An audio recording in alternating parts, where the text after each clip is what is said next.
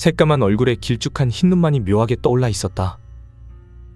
그리고 몸을 던져 부딪히는 거라고 생각했던 그 소리는 그 녀석이 머리를 벽에 부딪히는 소리였다는 것을 알았다. 그 녀석의 얼굴이 순간 벽이 틈에서 사라진다. 바깥으로 고개를 젖힌 거겠지. 그리고 곧바로 무서운 기세로 벽에 부딪혀왔다. 벽을 때리는 순간에도 눈을 드러내고 있는 녀석에게서 나는 눈을 뗄 수 없었다. 가위 눌림과는 달랐다. 몸이 벌벌 떨고 있기도 했고 그저 본 적이 없는 광경에 눈을 빼앗긴 것인지도 모르겠다. 그 기세로 머리를 벽에 부딪히면서 그래도 담담하게 말을 하고 있는 녀석은 완전히 살아있는 인간과는 동떨어져 있었다.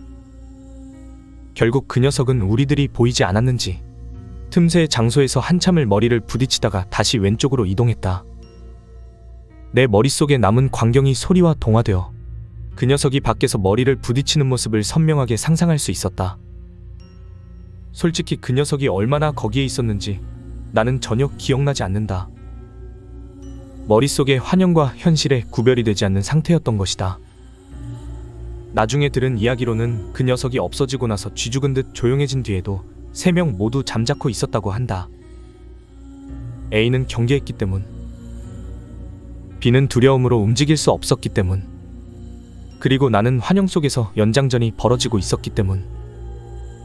그래서 A가 나를 빛이 있는 곳에 데려가려고 팔을 잡았을 때 몸의 경직이 장난 아니어서 순간 죽었다고 생각했다고 한다.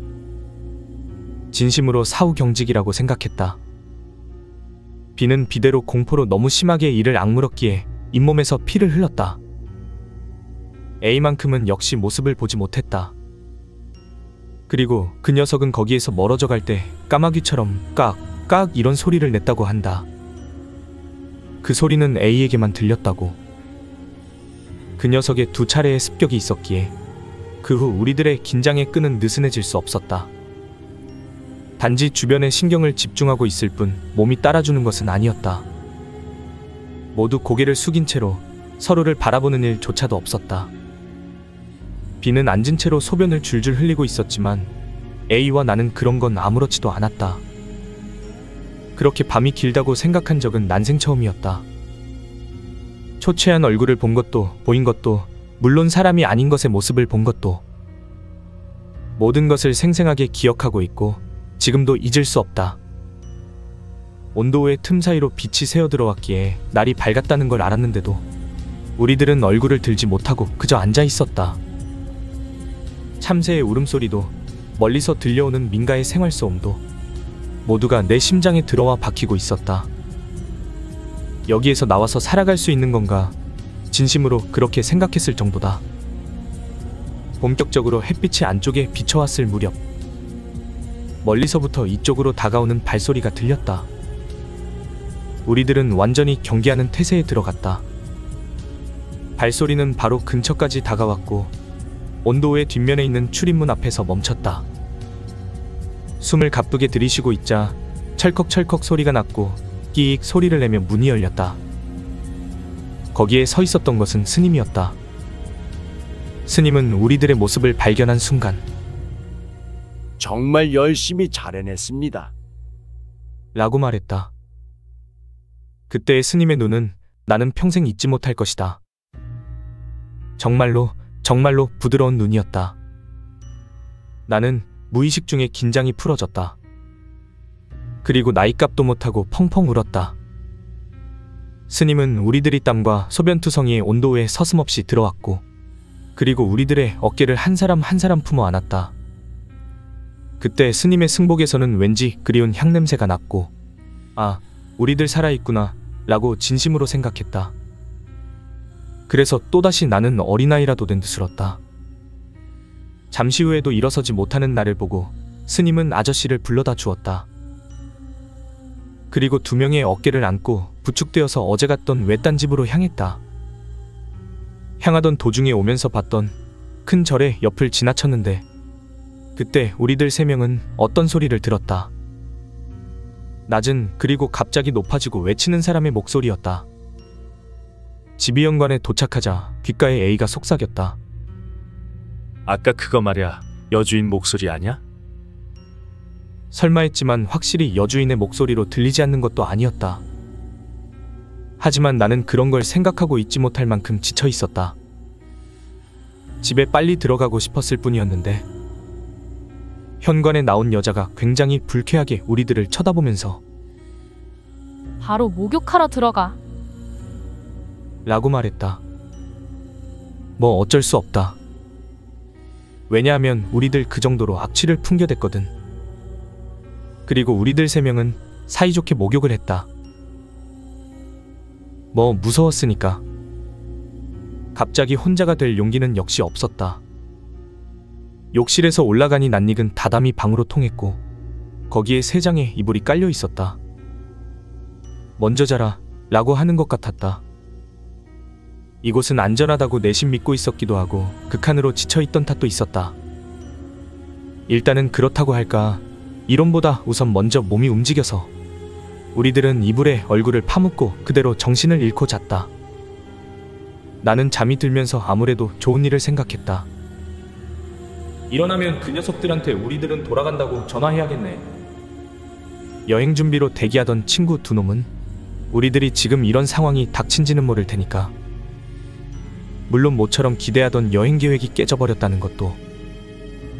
그러고 보니 온도호에서 나올 때 나는 비에게 물어봤었다. 비, 이젠 보이지 않아? 그러자 비는 확실한 어조로 대답했다. 보이지 않아. 다행이다, 살았다. 나는 그 마지막 한마디를 듣고 비가 소변을 줄줄 흘렸던 건 비밀로 유지해주겠다고 생각했다. 우리들은 살아났다. 그 사실만으로 충분했다. 그리고 곁눈을 뜬 우리들은 사건의 진상을 스님의 입으로 듣게 되었다. 그리고 인간의 진정한 무서움과 신념의 힘이 가져온 기괴적인 현실을 알게 되었다. 비가 본 것, 내가 본 것, A가 들었던 것. 그것을 모두 알게 되었고 우리들은 또다시 달아날 결심을 했다. 지금까지 이 글을 읽어준 사람들 정말 고맙다. 나 스스로도 이런 장문이 될 줄은 생각도 못했으니까. 많은 기대가 있었던 만큼 그에 못 미치는 결말이었는지도 모르지만 이야기를 왜곡시키고 싶지 않았기 때문에 가능한 그대로 쓰려고 했다. 너무 긴 것도 보기 안 좋으니까 일단 이걸로 완결한다. 지금부터 앞으로는 이 사건의 진상을 쓰겠다. 어떻게든 정말로 신경 쓰여서 어쩔 수 없는 사람만 읽어주길 바란다. 후일담. 그 후 우리들은 마치 죽은 사람처럼 자다가 스님의 목소리에 눈을 떴다. 여러분, 일어났습니까? 특별히 잠에서 깨는 게 힘든 A를 평소처럼 두드려 깨워서 우리들은 3명 모두 스님 앞에 정자했다. 여러분, 어제는 정말 잘 노력해 주었습니다. 무사히 빙에 대한 불제를 마칠 수 있었습니다. 그렇게 말하고 스님은 부드럽게 웃었다. 우리들은 그 말에 뭐라고 해야 할지 몰라서 애매한 미소를 스님에게 돌렸다. 묻고 싶은 것은 산만큼 있었는데도 아무것도 꺼내지 않았다. 그러자 스님은 우리들의 마음속을 짐작했는지 전부 이야기하지 않으면 안 되겠네요. 보여주고 싶은 것이 있습니다. 라고 하며 일어섰다. 스님은 집 밖으로 나와서 우리들을 데리고 절 쪽으로 향했다. 돌계단을 오르는 도중에 비는 두리번대며 주위를 경계하는 행동을 취했다. 그것에 이끌려 나도 어제 본 그 녀석의 모습을 떠올렸고 같은 행동을 취했다. 그것을 발견한 스님은 우리들에게 말했다. 이제 괜찮을 것입니다. 어떻습니까? 네, 괜찮아요. 아무것도 보이지 않습니다. 네, 저도 괜찮습니다. 그 대답을 듣고 스님은 빙긋 웃었다. 큰 절에 도착하니 이곳이 본당이라고 말했다. 스님의 뒤를 따라 절 옆에 있는 뒷문을 통하여 안으로 들어갔고 조금 전까지 있던 다다미 방과 그다지 달라 보이지 않는 방으로 안내되었다. 스님은 우리들에게 여기에서 조금 기다리라고 말하고는 방을 나갔다. 비는 진정되지 않는지 다리를 정신사납게 떨어댔다. 잠시 후 스님은 작은 나무 상자를 손에 들고 돌아왔다. 그리고 우리들의 맞은편에 앉아서는 이번 일의 발단을 보여드리겠습니다. 라며 상자를 열었다. 세 명은 목을 뻗어 상자 속을 들여다보았다. 거기에는 목이버섯 같은 거칠거칠하고 건조한 듯한 검고 작은 물체가 천에 쌓여 있었다. 자세히 들여다보아도 모르겠다. 하지만 어쩐지 어디선가 본 적이 있는 것이라고 생각했다. 나는 좀 생각하던 중 불현듯 떠올랐다. 옛날 내가 아직 어렸을 때 어머니가 장롱서랍에서 소중하게 나무 상자를 가져온 적이 있었다. 그리고 상자의 내용물을 나에게 보여주었다. 굉장히 기쁜 듯이. 상자 안에는 천에 쌓여진 검고 작은 물체가 있었고 나는 그것이 무엇인지 몰랐기에 어머니에게 여쭤봤었다. 그랬더니 엄마는 말했다. 이건 그러니까 탯줄이라는 거야. 엄마와 너가 이어져 있었다는 증거. 나는 어린 마음에 왜 이런 걸 소중하게 여기는 거지? 라고 생각했다. 눈앞에 있는 그 물체는 그때 본 탯줄을 닮았다고 생각했다. 이것은 무엇입니까? 이것은 탯줄입니다. 역시 탯줄이었다. 나는 처음 본 것 같아. 나는 본 적이 있어. 나도. 만약 이걸 봤다면 여러분의 부모님께서 보여줬을 겁니다. 이런 것은 소중히 보관하는 경우가 많으니까요. 이 탯줄도 그렇게 소중히 보관되어 있던 것입니다. 우리들은 잠자코 스님의 이야기를 듣고 있었다. 어머니의 태내에서 부모와 아이는 탯줄로 연결되어 있습니다. 지금은 그 유대감과 출산에 대한 기념으로 그것을 소중히 하는 분들이 많습니다만 탯줄에는 다양하게 구전되는 미신이 있고 옛날에는 그것을 믿는 사람도 많았습니다. 미신이라뇨? 그렇습니다. 옛날 사람들은 그러한 미신을 매우 중요하게 생각하고 있었습니다. 지금에 와서는 그저 미신이라고 말할 뿐이지만요. 그래서 서론을 뗀 스님은 탯줄에 관한 미신을 가르쳐 주었다. 주로 아이를 지킨다 라는 의미를 가지고 있지만 해석은 다양하다. 아이가 구사일생의 중병을 앓고 있을 때 다려 먹이면 목숨을 건진다 라든지 아이에게 지니도록 하면 그 아이를 생명의 위험으로부터 보호한다 라는 것도 있고 부모가 자녀를 생각하는 마음이 담겨 있다는 요소는 모두 같은 모양이다. 한 가지 이 지역의 옛날 이야기를 들어보겠습니까? 이번 일에 연관된 이야기이니 들어주셨으면 합니다. 우리들은 스님에게 고개를 끄덕였다. 여기부터 스님의 이야기가 시작된다.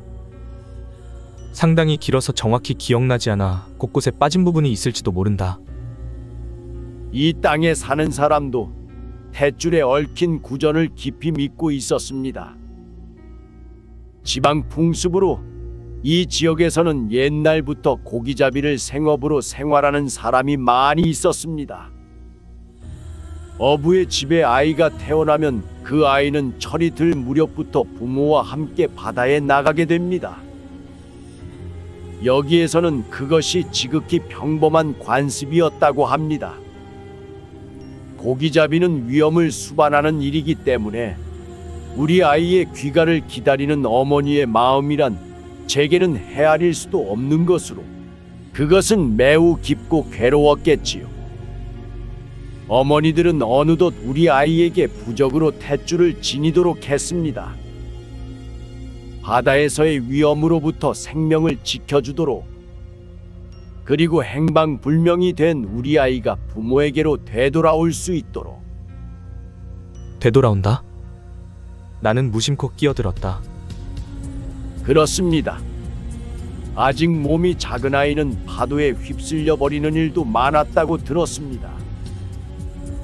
행방을 할 수 없게 된 아이는 며칠이 지나면 사망한 것으로 간주됩니다. 그렇지만 갑작스레 아이를 잃은 어머니는 그 현실을 받아들일 수 없는 것이며 언제까지고 귀가하기만을 기다린다고 합니다.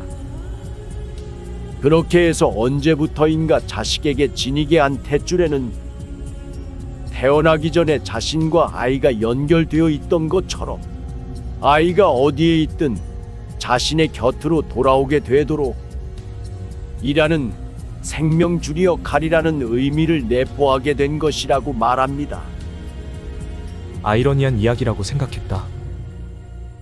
본래 바다의 위험으로부터 몸을 보호하는 부적 역할을 하는 것이 정작 위험이 일어났을 때 생명줄로서의 의미도 가지고 있다.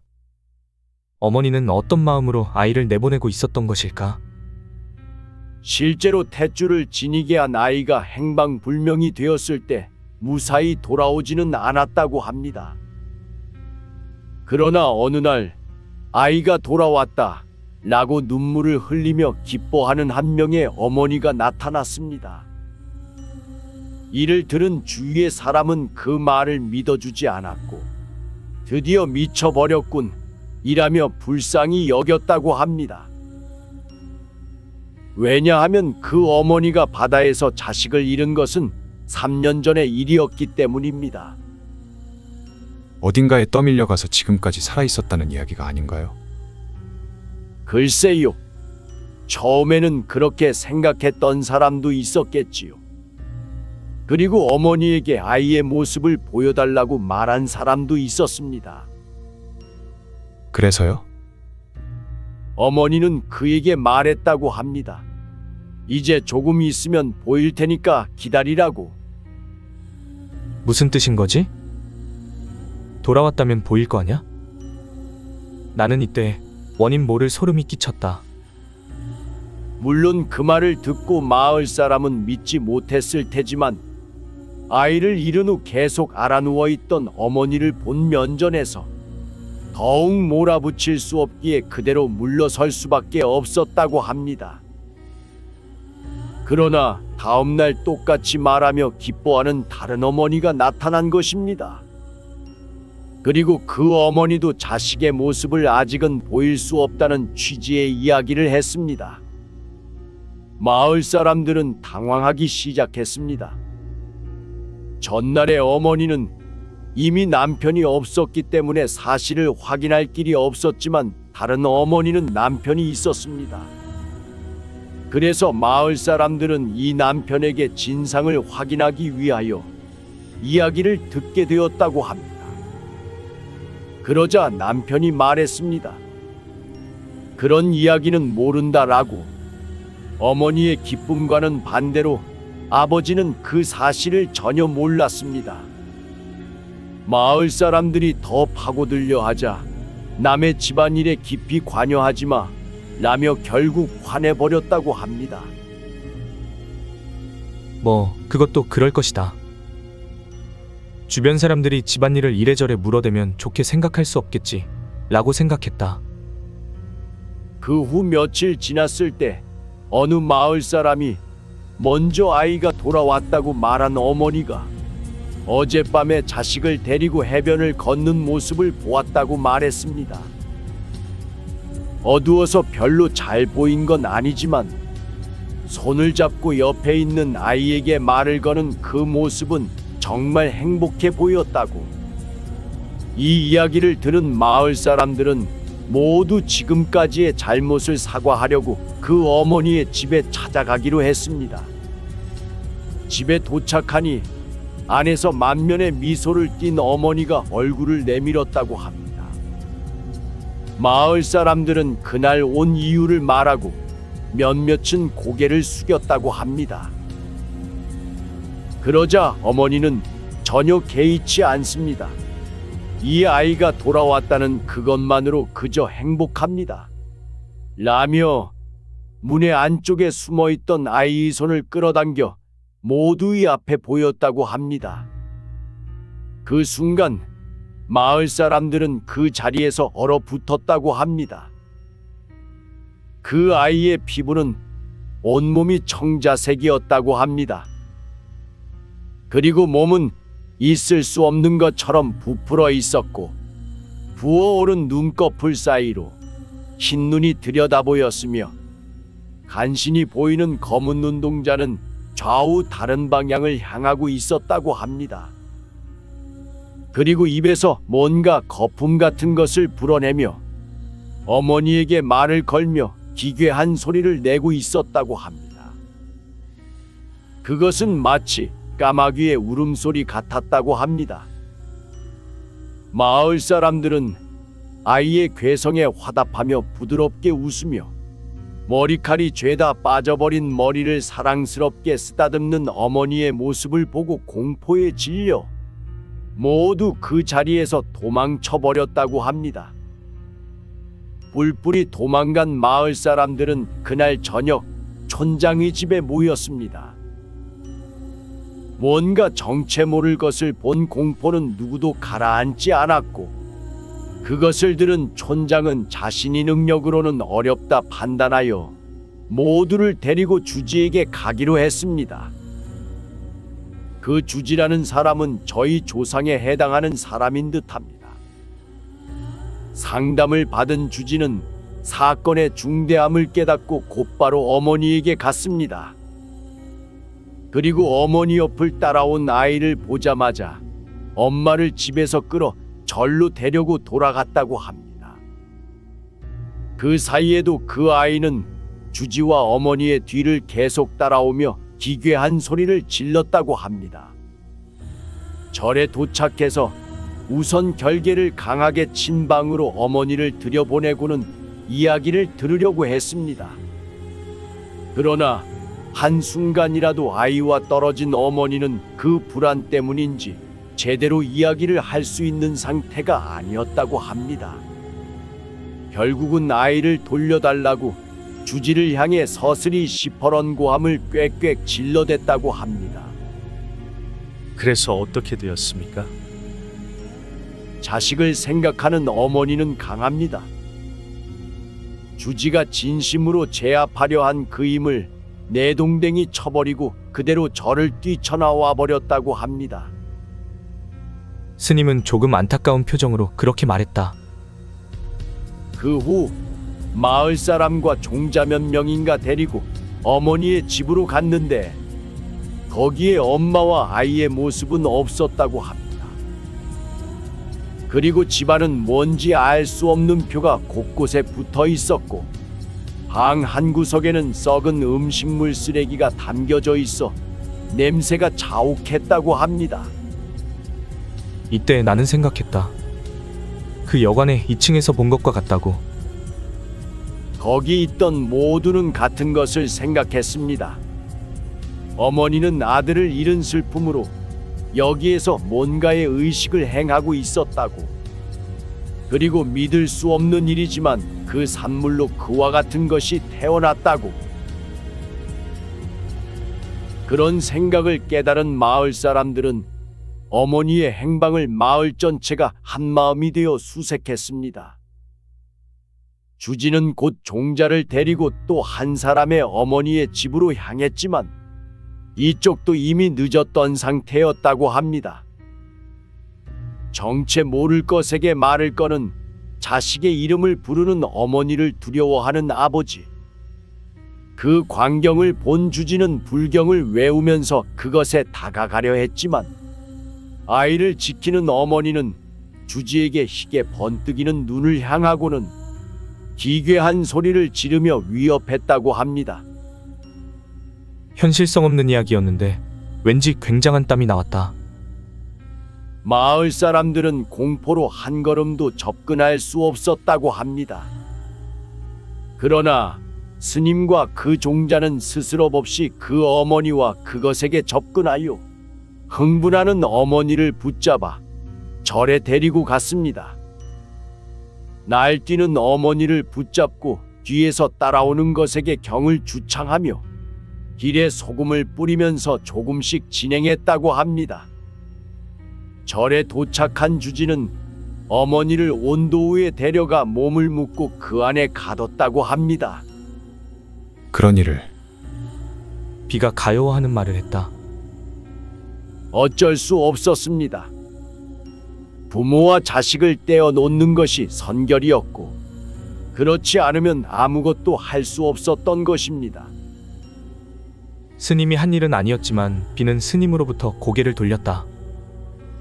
약간의 침묵 후 스님은 계속했다. 어머니의 몸의 자해를 막기 위한 조치가 되어 있었다고 하지만 그 자세한 내용은 모릅니다.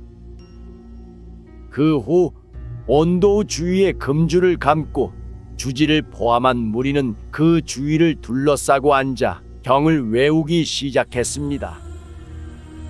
안에서 어머니의 신음소리가 들렸는데 그 소리로 인해 아이에게 들키지 않도록 전원이 소리 높여 경을 외웠다고 합니다. 그들이 필사적으로 경을 주창하는 가운데 드디어 아이의 모습이 나타났습니다. 자식이 부모를 찾아 온도 주위를 빙글빙글 돌기 시작했습니다. 무엇을 가지고 부모의 위치를 찾는 것인지, 과연 경이 역할을 잘하고 있는지도 모르는 상태에서 어쨌든 주지의 무리는 필사적으로 경을 주창했습니다. 거기서 스님은 한숨을 돌렸다.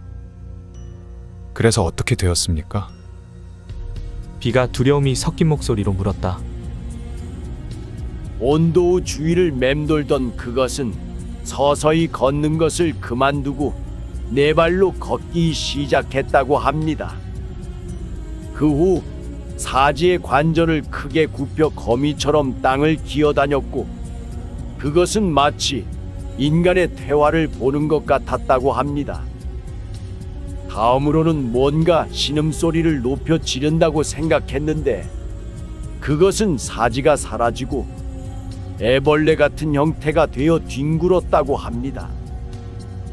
그것은 날이 새면서 점점 작아졌고 최후에 남은 것은 탯줄이었습니다. 나는 스님의 이야기에 귀를 기울이고 있었다. 마치 우리들의 이야기를 옛날 이야기로 듣고 있는 듯한 감각이었다. 그러자 A가 물었다.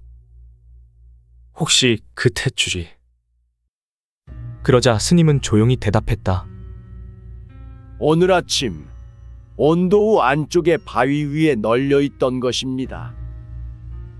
정말입니까? 비는 멍하게 중얼거렸다.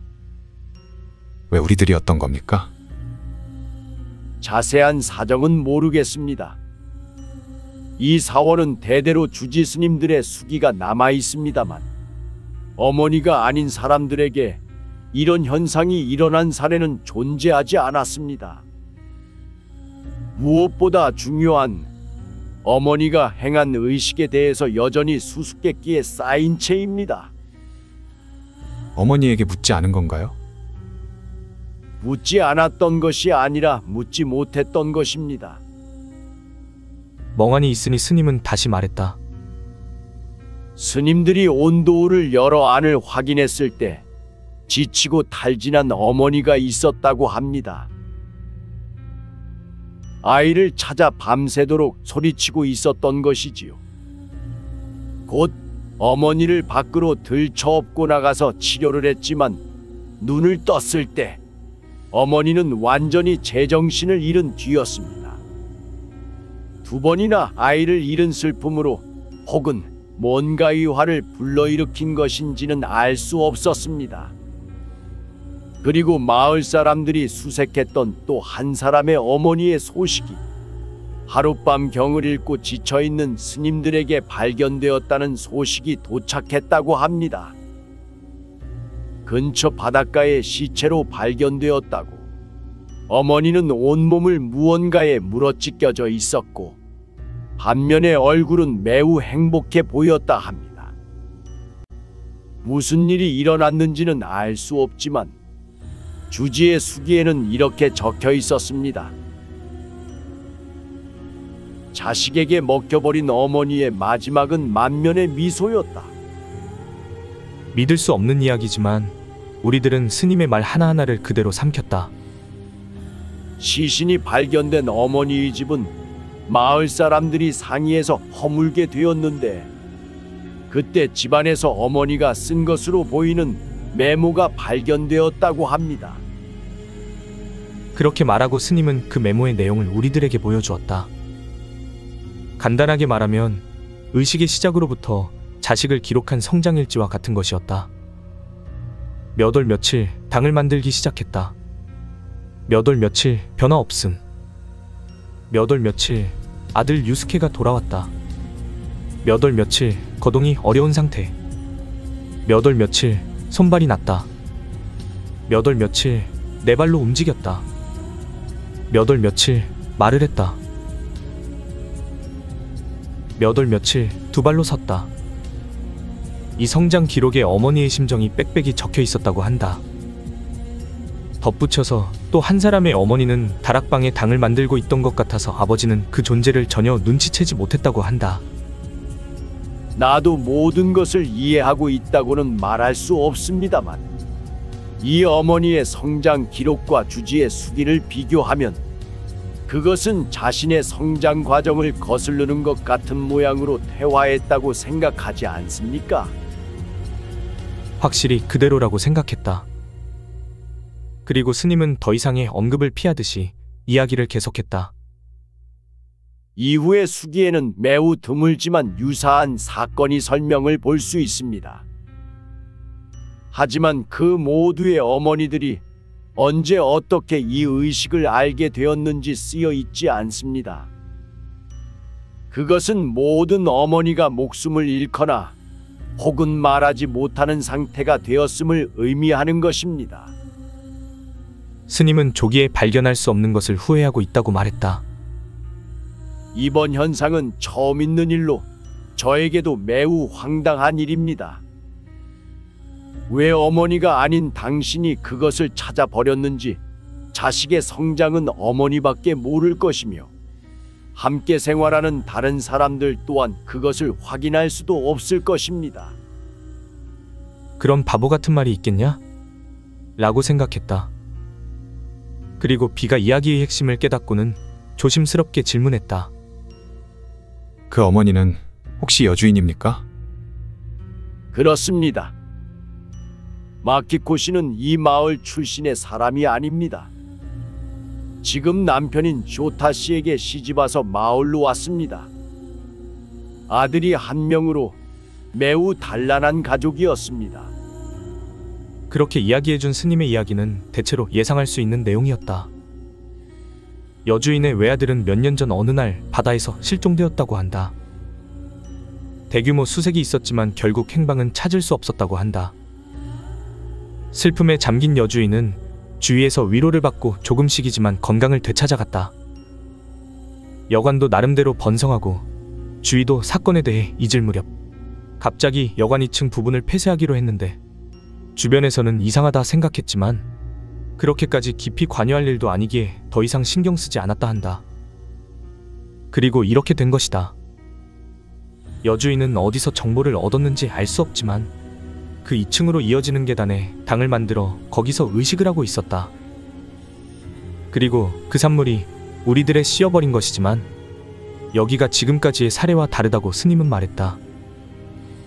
본래 의식을 행한 여주인에게 씌어야 할 아이가 제3자인 우리들에게 달라붙었다고. 생각할 수 있는 차이점은 여주인은 아마도 아들에게 탯줄을 지니게 하지 않았다는 것. 그 지역 마을 사람들은 옛날부터의 풍습으로 여전히 계속해오는 사람도 있다고 하지만 여주인은 그 풍습을 몰랐다. 이것은 남편이 증언하고 있었다. 그리고 묘한 이야기지만 여관의 2층을 폐쇄했는데도 아르바이트를 3명이나 고용했다. 남편도 처음에는 반대했다고 하는데 여주인이 아들이 그립다. 또래 정도의 아이들이 있으면 아들이 돌아온 것 같아 라고 애원해서 마지못해 승낙했다고 한다.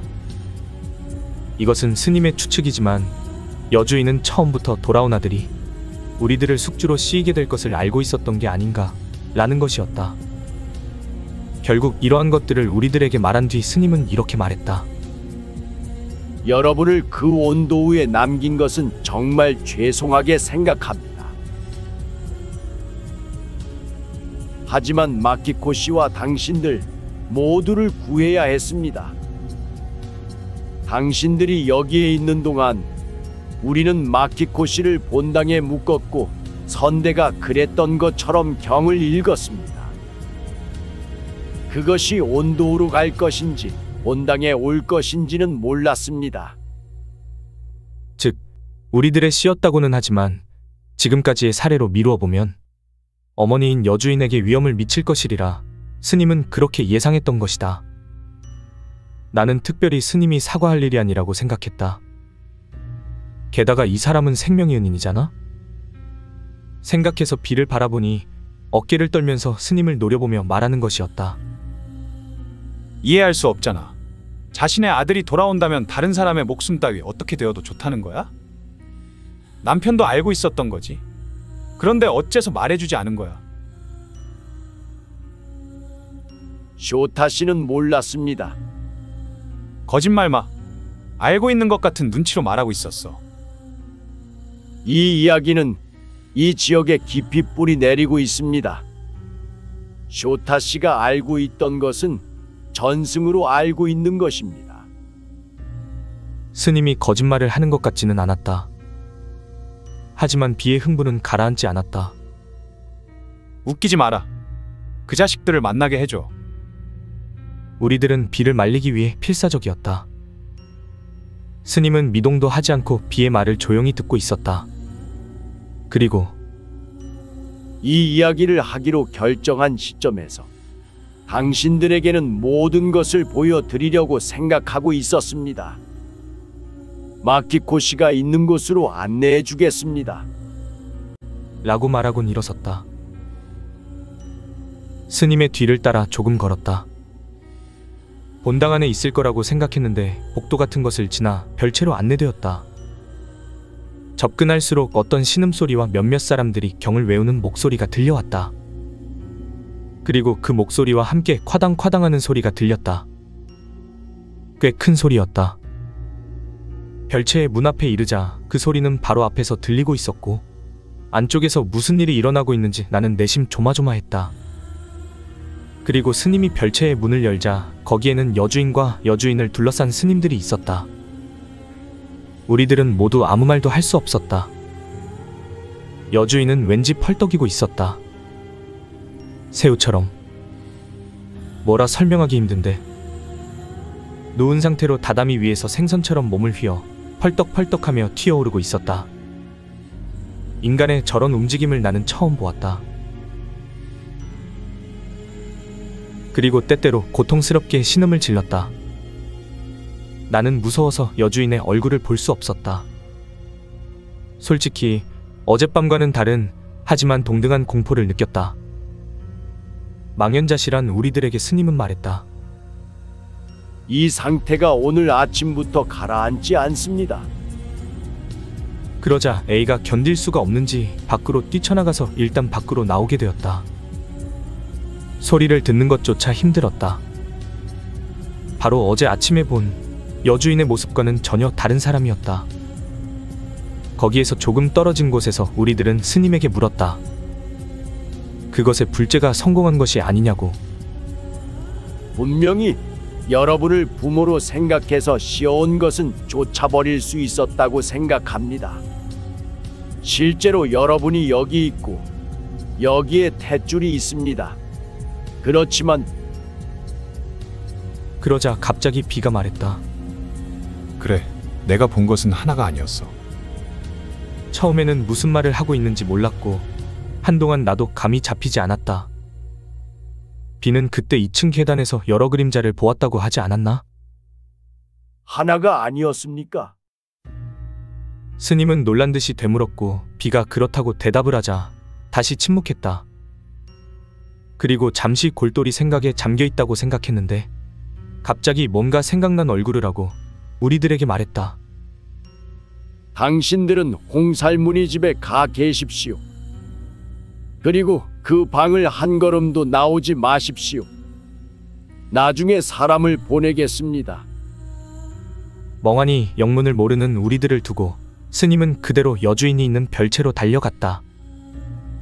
우리들은 갑자기 덩그러니 남겨져 잠시 말없이 서 있었다.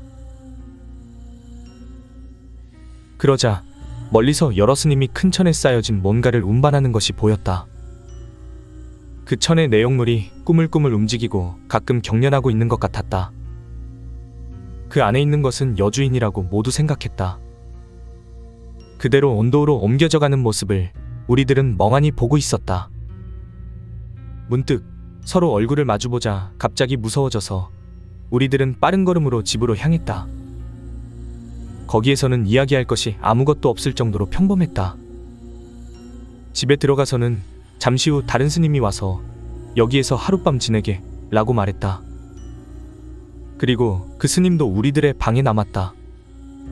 그렇게 미묘한 분위기로 4명이 아침을 맞이했다. 다음날 아침 일찍 일어난 우리들은 태평하게 있었는데 스님이 찾아왔다.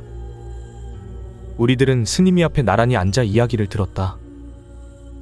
스님은 우리들이 빙의된 것에 대한 불제는 완전히 끝났다고 말했다. 어제 말한 대로 우리들에게 씌워온 것은 한 마리이고 그것은 퇴보를 거듭하여 소멸한 것을 확인했다고. 우리들은 그것을 듣고 안도했다. 그러나 스님은 이렇게 계속했다. 여주인은 구할 수 없었다고. 울고 싶은 것인지 화가 나는 것인지 뭐라 말할 수 없는 표정을 지으며 죽었냐고 묻자 그렇지는 않다고 말하는 것이다. 나는 그 대답으로부터 여주인이 튀어다니고 있는 모습을 떠올렸다. 여주인의 지금 상태는 쓰여버린 것에 불제를 한다는 그런 차원의 이야기가 아니라 좀 더 다른 것에 기인하고 있다고 한다. 자세한 내용은 말해주지 않았지만 여주인이 행한 의식은 이 지역에 전해지는 아이를 되살리는 의식과 비슷하면서도 다른 것 같다고. 어디선가 이 의식의 존재와 방법을 알았던 여주인은 아들을 잃은 슬픔으로 이를 실행하려고 시도했다. 하지만 정작 탯줄은 자신에게 있었던 것이다. 여기서부터는 스님의 추측이지만 여주인은 이것에 대해 시행착오를 거쳐가며 완성 단계까지 이어간 것이 아닌가 했다. 자신의 신념을 바탕으로. 그리고 그 과정에서 얻은 결과는 원래 이것과는 다른 것이었다. 당에는 여러 것들이 있었고 거기에 아들이 있었는지는 모르겠다고 스님이 말했다. 이 의식의 결말은 매우 잔혹할 뿐이라고.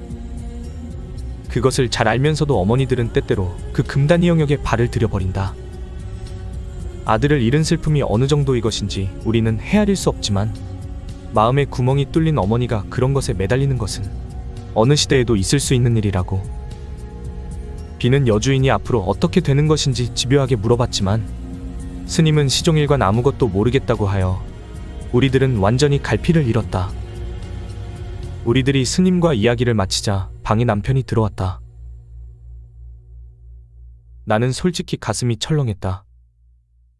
얼굴이 흑빛이 되어 분명히 수척해진 얼굴을 하고 있었다. 그리고 우리들 앞에서 울면서 사과했다.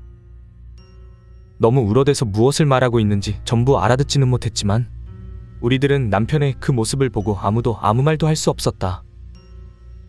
우리들에게 미안하게 되어 울고 있는 건지 아니면 여주인이 초래한 결과 때문에 울고 있는 건지 어느 쪽이었을까? 이제 와서는 알 수 없다. 그 후 우리들은 몇 번이나 스님에게 확인받았다. 이제 우리들의 몸에는 아무 일도 일어나지 않는 거냐고. 그러자 스님은 곤란한 듯한 얼굴을 하면서 괜찮다고 말했다. 그 후 스님이 택시를 불러주셔서 우리들은 돌아가게 되었다. 택시가 역에 도착하자 잔돈을 지불한다고 했지만 우리들은 거절했다. 빨리 이곳에서 도망치고 싶은 마음 하나뿐이었다. 스님이 괜찮습니다라고 말했던 것도 거짓말이 아닌가라는 생각도 했었다. 그 뒤로 돌아오고 나서는 정말 아무 일도 없었다. 뭐 아무 일 없으니까 여기에 쓸 수 있는 것이지만 이제 2번 다시 그 장소에는 안 갈 거다. 3명이 이야기하다 보면 반드시 한 번은 그 말이 나올 정도로 우리들에게 트라우마가 된 사건이었다. 나에 대해 말하자면 지금은 평범한 사회인이다. 약간 어두운 걸 싫어하는 정도. 사람이란 지나고 나면 다 잊는다는 말이 틀린 말이 아닌가 보다. 이제 정말 후일담인데 그 일들을 나머지 친구 2명에게 이야기해줬다. 둘 다 우리들 3사람의 모습을 보고는 일단 믿어준 모양이었다. 하지만 그 애들 나중에 흥미삼아서 그 여관에 전화를 걸었고 전화를 받은 것은 보통의 아줌마 같다고 우리들 보고 여주인인지 확인해보라고 했다. 근데 뒤에서 까마귀가 이상하게 울고 있는 소리가 들린다고 말하는 것이었다. 절대 무리라고 생각했다. 여주인이 무사하더라도 무사하지 않더라도 나에게는 그 다음을 알고 싶은 용기 따위 없었으니까.